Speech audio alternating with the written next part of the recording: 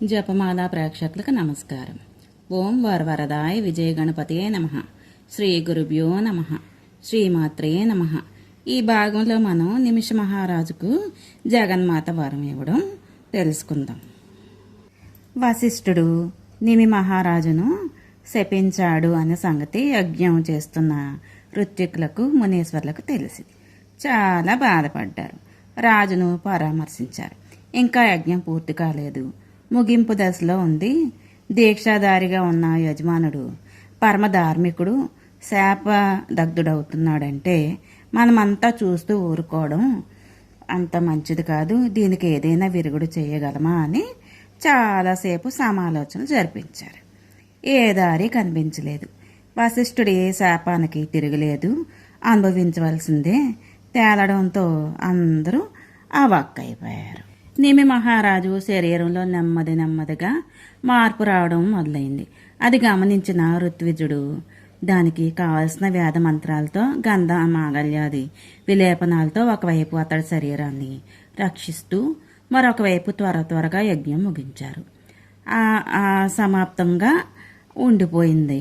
అప్రథమంగా దానివల్లనే వచ్చే ప్రమాదాన్ని నివారించారు. యజ్ఞం ముగియగానే అపబృద్ధ స్నానం చేయించి ఋత్విక పుత్రులు యజమానిని బహుదా స్తుతించి నిమిష మహారాజు సంతృప్తి చెంది సంతోషపడ్డాడు. దేవతలు కూడా ప్రసన్నలే ప్రత్యక్షమయ్యారు. సకలోపచారాలు అందుకున్నారు. నిమి మహారాజు, నీ దీక్షకు నీ యజ్ఞానికి ప్రసన్నం అయ్యాము. నీకు ఏదైనా వరం ఇద్దామని వచ్చాము.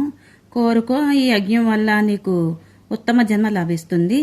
వశిష్ఠ శాపం వల్ల నీ శరీరం రాలిపోతే రాలిపోని పునర్జన్మంలో నీకు దేవరూపం కావాలో మానవ దేహం కావాలో నువ్వు కోరుకు అనుగ్రహిస్తామని దేవతలంతా ముక్తకంఠంతో పలికారు.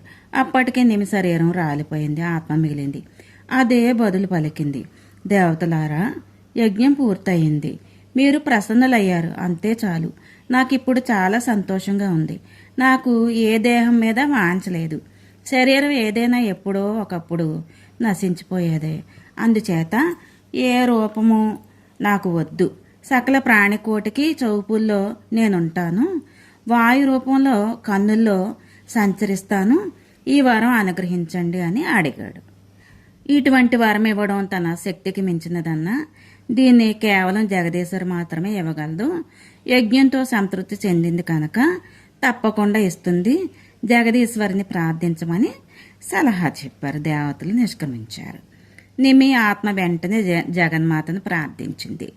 గద్గద కంఠంతో బహువిధ స్తోత్రాలు అభ్యర్థించాడు. జగదీశ్వరి ప్రత్యక్షమైంది. కోటి సూర్యప్రకాశంతో రాశీభూత సౌందర్యంగా విరాజిల్లుతుంది. జగన్మాతను దర్శించి నిమి ఆత్మ కృతకృత్యమైంది. మోక్షదాయకమైన జ్ఞానాన్ని ఇమ్మని సకల ప్రాణికోటికి కన్నుల్లో కలకాలం కాపురం ఉండేలాగా వరం ఇవ్వమని కోరాడు. జగదీశ్వర్ అంగీకరించి ప్రారబ్ధ కర్మల అవశేషాన్ని బట్టి నీకు విమలమైన జ్ఞానం తప్పక లభిస్తుంది. సకల ప్రాణికోటికి కన్నులలో వాయు రూపంతో నీ నివాసం సిద్ధిస్తుంది. నువ్వు కారణంగానే కన్నులు నిమిషం పొందుతాయి. ఇది మానవులకు, జంతువులకు, పక్షులకు మాత్రమే. దేవతలు ఆ నిమిషులే. వారి కన్నులకు రెప్పపాటు ఉండదు అని ఆజ్ఞ ఇచ్చింది. మహర్షులకు వీడ్కోలు చెప్పి జగన్మాత అంతర్ధానం చెందింది. అటు తర్వాత మహర్షులందరూ మరొకసారి సమాలోచన జరిపారు. అతడికి పుత్రుడు కలగాలని సంకల్పించి నిమి శరీరాన్ని చేరువలో ఉంచి మంత్రపూర్వకంగా అరణిని మదించారు. మదిస్తూ ఉండగా పుత్రుడు ఆవిర్భవించారు. సర్వలక్షణ సంపన్నుడే, ముమ్మూర్తుల తండ్రిలా ఉన్నాడు. అరణిని మదిస్తుండగా జన్మించాడు కనుక కొందరు మిది అన్నారు. జనకుడి శరీరం నుంచి పుట్టాడు కనుక మరికొందరు జనకుడు అన్నారు. విదేహుడైన అంటే దేహం లేని వాడు నిమియే ఇలాంటి ఆవిర్భావం కనుక ఇంకొందరు విదేహుడు అన్నారు. ఇతని వంశంలో ఇటుపైన జన్మించే రాజులందరూ విదేహులు అనే వ్యవహరించబడతారు. ఇలా ఆవిర్భవించిన నిమిషితుడు జనకుడుగా ప్రసిద్ధికి ఎక్కుతాడు. గంగా తీరంలో అతి మనోహరమైన ఒక మహానగరాన్ని నిర్మించారు. దానికి మిథిల అని పేరు పెట్టారు. మహాసౌధాలతో, మహాప్రాకారాలతో, ధనధాన్య సమృద్ధులతో, అట్టహాసాలతో మిథిలా నగరం విరాజిల్లుతుంది. అతడి వంశంలో పుట్టిన రాజులందరూ జనకనామంతో ప్రఖ్యాతి గడించారు. తత్వజ్ఞులై విదేహులు అనిపించుకున్నారు. జనమేజయ, ఇది నిమి కథ అని వ్యాసుడు ముగించాడు. వ్యాస మహర్షి అంతా బాగానే ఉంది. ఇక నాదొక చిన్న సందేహం. వశిష్ఠుడంటే సామాన్యుడు కాదు, బ్రాహ్మణోత్తముడు, సాక్షాత్తు బ్రహ్మదేవుని కొడుకు, వేదాంగ విదుడు, అన్నిటికీ మించి అతడు గురువు, తన వంశానికి పురోహితుడు. అతడి మీద నిమి మహారాజు అలా అలగవచ్చా? ఓర్పు అనేది చాలా దుర్లభమైన గుణం. ఆత్మను జయించని వారికి క్షమ ఉండదు. అసమర్థుడి ఓర్మి వహించడం సర్వత్రా కనపడుతుంది. కానీ శక్తి సామర్థ్యాలు ఉండి క్షమాగుణం సంపన్నుడిగా వ్యవహరించే వ్యక్తి ఈ లోకంలో ఒక్కడన్నా ఒకడు కనిపించాడంటే అతిశయోక్తే కాదు. సర్వసంగ పరిత్యాగులు, మహామునీశ్వరులు, మహాతాపసులు, నిద్రా క్షుత్పిపాస యోగాభ్యాసంతో జయించిన మహాయోగీశ్వరులు ఎందరైనా ఉండవచ్చు. కామక్రోధ లోభ అహంకారాలను నాలుగింటిని జయించిన వారు చాలా అరుదు. ఇవి దుర్జయులైన అంతఃశత్రువులు. ఈ శత్రువులను జయించిన వాడు భూతకాలంలోనే లేడు, వర్తమానంలో కూడా లేడు, భవిష్యత్తులో ఉండడు. 3 కాలాలలో కాదు, 3 లోకాలలోనూ లేడు. మునులు, తాపసులు, బ్రహ్మ మానసపుత్రులు అందరూ ఈ గుణత్రయానికి, ఆ అంతఃశత్రువులను లొంగిపోయిన వారే.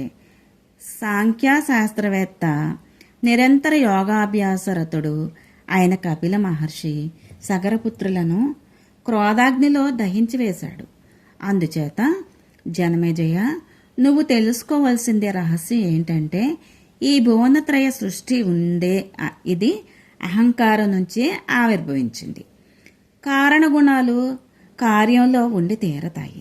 కనుక సృష్టిలో ఏ ప్రాణి అహంకార వర్జితంగా ఉండజాలదు. త్రినేత్రులే గుణత్రయ స్వరూపులు. ఇక మానవ మాతృ సంగతి చెప్పాలా? కేవలం సత్వగుణ సంపన్నుడు సృష్టిలో దుర్లభుడు.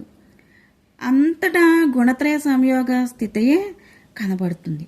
కాకపోతే ఒక్కొక్కప్పుడు ఒక్కొక్క గుణనిధి పైచేయి అవుతూ ఉంటాడు. నిర్గుణుడు, నిర్లేపుడు కేవలం పరమాత్మ ఒక్కడే.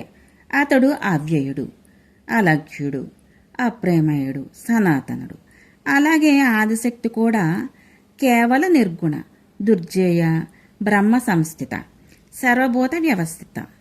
ఈ పరమాత్మ పరాశక్తులకు అవిభాజ్యమైన నిత్య సంయోగం. వీరి అభిన్నులు. ఇది తెలుసుకుంటే సర్వదోషాలు పటాపంచలవుతాయి. ఈ జ్ఞానంతోనే మోక్షమనే ఘోషిస్తోంది వేదాంత డిండిమం.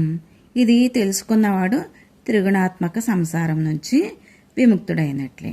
అసలు జ్ఞానం అనేది 2 విధాలుగా ఉంటుంది. శాబ్దికం మొదటిది. వేదశాస్త్ర విజ్ఞానం వల్ల బుద్ధికి కలిగే వికాసం శాబ్దికం అంటారు. అందులో మతి కల్పితమైన వికల్పాలు చాలా ఆవిర్భవిస్తూ ఉంటాయి. కుతర్క కల్పితాలు కొన్ని అయితే, సుతర్క కల్పితాలు మరికొన్ని. వితర్కం వల్ల విభ్రమం, విభ్రమం వల్ల బుద్ధి భ్రంశం వల్ల జ్ఞాననాశం కలుగుతాయి పెద్దలు చెప్తూ ఉంటారు. ఇక రెండోది అనుభవజన్యమైన జ్ఞానం. రాజా, ఇది కడుంగొడు దుర్లభం. జ్ఞానానికి సగం ఏర్పడినప్పుడే ఇది సిద్ధిస్తుంది. కేవలం శబ్ద జ్ఞానం వల్ల కార్యసిద్ధి జరగదు. అతి మానుషమైన అనుభవ జ్ఞానం లభించదు. అంతర్గతమైన కారు చీకటిని ఛేదించడానికి ఇది సమర్థం కాదు. దీపం అని 10 సార్లు ఉచ్చరించినంత మాత్రాన చీకటి తొలగిపోతుందా?